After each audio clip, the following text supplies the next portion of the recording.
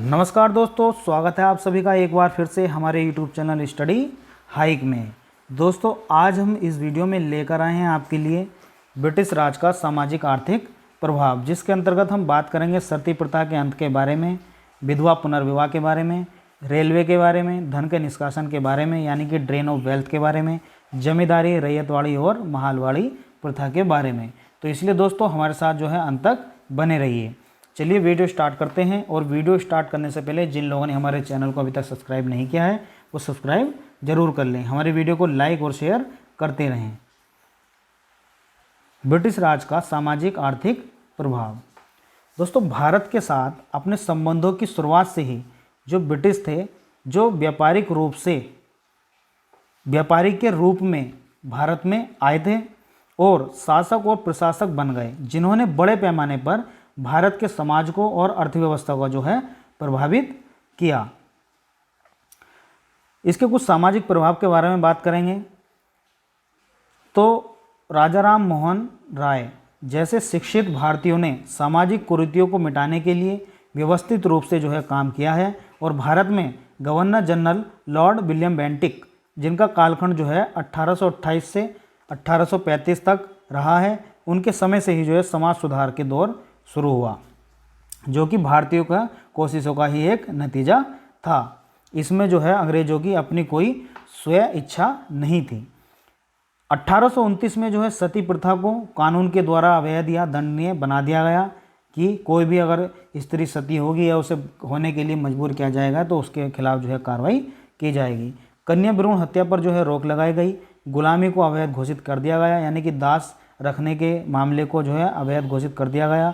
विधवा पुनर्विवाह अधिनियम 1856 में डलहौजी द्वारा लाया गया। और बाल विवाह के लिए भी जो है अनेक अभियान चलाए गए, बाल विवाह के खिलाफ उसको रोकने के लिए। रेलवे के कारण भी जो है भारतीय समाज पर असर देखा गया, जैसे कि जब रेल के अंदर लोग, अलग अलग क्षेत्रों के लोग जब आपस में मिलते थे तो उनका जो है एक दूसरे पर असर देखा जा सकता था, जिसने विभिन्न हिस्से में लोगों को आपस में जोड़ने का जो है मौका दिया। बात करेंगे कुछ आर्थिक प्रभाव के बारे में, जैसे कि अंग्रेजी की आय का जो मुख्य स्रोत था वो, जिसके लिए उन्होंने अलग अलग क्षेत्र में अलग अलग भू राजस्व जो है व्यवस्थाओं का प्रचलन किया, क्योंकि कर की प्राप्ति होती थी उन्हें इससे, जो कि उनकी आय का मुख्य स्रोत था। इसी के अंतर्गत उन्होंने कुछ भू राजस्व व्यवस्थाएं जो हैं चलाई, जिन्हें हम स्थायी बंदोबस्त के नाम से जानते हैं, और इसे हम जमींदारी प्रथा भी कहते हैं। लॉर्ड कॉर्नवालिस द्वारा यह प्रणाली की शुरुआत की गई। इसमें जमींदारों को जो है भूमि का मालिक बनाया गया और वह वंशानुगत थे। देश के 19% भाग पर जो है इस व्यवस्था को लागू किया गया। 1793 में बिहार, बंगाल, उड़ीसा इसके प्रमुख केंद्र रहे। इसी प्रकार से महलवाड़ी व्यवस्था थी, जो कि देश के संपूर्ण भारत के 30% भाग पर जो है लगाई गई। पंजाब, मध्य प्रदेश, पश्चिमी उत्तर प्रदेश इसके जो है प्रमुख केंद्र रहे। इसमें पूरे गांव के संपूर्ण उत्पादन के आधार पर जो है भू राजस्व वसूला जाता था। इसी प्रकार से रैयतवाड़ी व्यवस्था जो है पूरे भारत के 51% भाग पर लागू की गई, और यह सर्वप्रथम 1792 में तमिलनाडु के बारामल जिले में जो है लागू की गई थी। इसका जो मुख्य केंद्र है मद्रास, बम्बई का कुछ भाग, पूर्वी बंगाल, असम, कुर्ग इत्यादि रहे हैं। रैयतों की भूमि का जो है मालिकाना हक उनको दिया जाता था। इसी प्रकार से धन का निष्कासन, दादा भाई नौरोजी ने इसको जो है बताया, और धन का जो है एक तरफा प्रवाह होता था। धन जाता तो था, बदले में कुछ उसके आता नहीं था। इसके दो माध्यम जो है माने गए हैं, एक होम चार्जेस, दूसरा निजी माध्यम।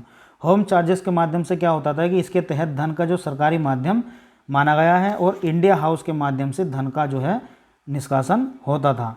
निजी में क्या होता था कि जो व्यापारी भारत में निवेश करते थे, व्यापार करने के लिए आते थे और निवेश करते थे, वह धन कमाते थे और उसे इंग्लैंड भेज देते थे। भारत में उसका कुछ भी हिस्सा नहीं मिलता था।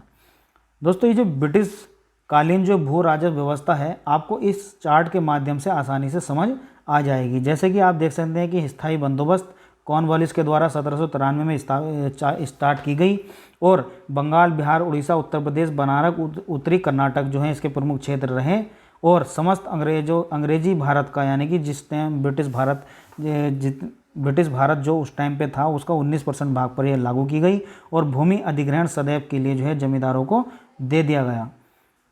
और ब्रिटिश सरकार को राजस्व देने की जिम्मेदारी भी जमींदार की ही रही। इसी प्रकार से रैयतवाड़ी व्यवस्था के अंतर्गत थॉमस मुनरो एवं रोड 1820 में उनके द्वारा यह चलाई गई। बम्बई, मद्रास और असम इसके प्रमुख केंद्र थे। समस्त भूमि 51% भाग पर जो है लागू की गई। भूमि का जो मालिक था किसान था और ब्रिटिश सरकार को राजस्व देने की जिम्मेदारी किसान की ही थी और कर की जो दर थी वो 33% से 55% तक थी। इसी प्रकार से महालवाड़ी व्यवस्था की अगर बात करें तो महालवाड़ी व्यवस्था जो है होल्ट मैकेंजी ने 1822 में, मार्टिन वर्ड इन्होंने स्टार्ट की।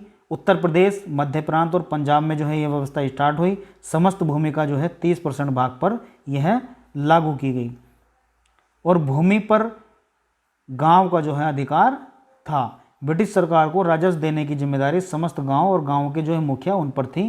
कर की दर जो है 60% तक निर्धारित की गई थी। बात करेंगे इसके प्रभाव के बारे में तो पारंपरिक अर्थव्यवस्था का जो है विघटन हो गया। इससे कृषकों में दरिद्रता आई, क्योंकि अधिक कर देंगे तो फिर वे खाएंगे क्या और कमाएंगे क्या। कृषि में ठहराव आया और कृषि की जो है अवनति हुई, क्योंकि जब उत्पादन नहीं हुआ तो इतना कर के बोझ के कारण जो है उनकी ज़मीन छिन गई और एक व्यक्ति पर अधिक ज़मीन होने के कारण जो है उसमें उत्पादन में कमी आई। पुराने जमींदारों की तबाही तथा नए जमींदारों का जो है उदय हुआ, जो कि कृषि के बारे में बिल्कुल ही छोटी समझ रखते थे। अगर यूँ कहें कि बिल्कुल समझ नहीं रखते थे। उनके हाथ में जो है ज़मीन का जो है हक चला गया और कृषि का वाणिज्यकरण कर दिया गया। ब्रिटिश कालीन जो भू राजस्व व्यवस्था थी, आप इसके माध्यम से देख सकते हैं। यहाँ पर तीनों व्यवस्थाएं दी गई हैं, जैसे कि इस डेल्टा के माध्यम से स्थायी बंदोबस्त बताया गया है, सर्कल के माध्यम से रैयतवाड़ी और इस वर्ग के माध्यम से महलवाड़ी व्यवस्था को जो है बताया गया है। जैसे पंजाब में महलवाड़ी व्यवस्था थी, उत्तर प्रदेश में महलवाड़ी व्यवस्था थी। इसी प्रकार से बनारस में स्थायी बंदोबस्त और बिहार में स्थायी बंदोबस्त, पश्चिम बंगाल में स्थायी बंदोबस्त। इसी प्रकार से जो है अनेक प्रकार की जो है व्यवस्थाएं ये दी गई हैं। आप इस मैप के माध्यम से इसमें जानकारी प्राप्त कर सकते हैं। तो दोस्तों ये थी हमारी जो है ब्रिटिश राज के सामाजिक आर्थिक प्रभाव के बारे में महत्वपूर्ण वीडियो। यदि वीडियो अच्छी लगी हो तो वीडियो को लाइक और शेयर करना ना भूलें। मिलते हैं नेक्स्ट वीडियो में। नमस्कार।